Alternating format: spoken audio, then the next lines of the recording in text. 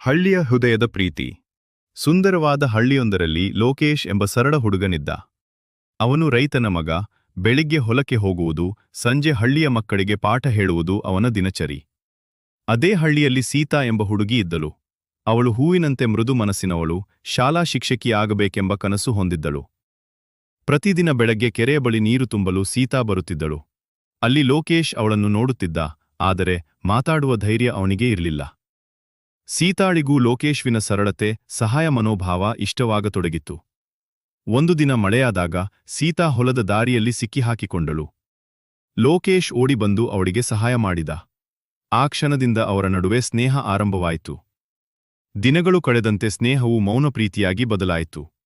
ದೊಡ್ಡ ಮಾತುಗಳಿಲ್ಲ, ವಾಗ್ದಾನಗಳಿಲ್ಲ, ಆದರೆ ಪರಸ್ಪರ ಅರ್ಥಮಾಡಿಕೊಳ್ಳುವ ಮನಸ್ಸು ಮಾತ್ರ ಗಟ್ಟಿಯಾಗಿತ್ತು. ಆದರೆ ಸಮಾಜ, ಬಡತನ, ಕನಸುಗಳ ನಡುವಿನ ಅಂತರ ಅವರ ಮುಂದೆ ನಿಂತಿತು.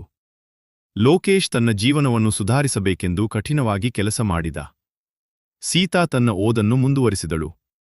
ವರ್ಷಗಳ ನಂತರ ಲೋಕೇಶ್ ಗೌರವಾನ್ವಿತ ರೈತನಾಗಿದ್ದನು, ಸೀತಾ ಶಿಕ್ಷಕಿಯಾಗಿದ್ದಳು. ಹಳ್ಳಿ ಜನರ ಆಶೀರ್ವಾದದೊಂದಿಗೆ ಅವರ ಪ್ರೀತಿ ವಿವಾಹವಾಗಿ ಬೆಳೆದು ನಿಂತಿತು.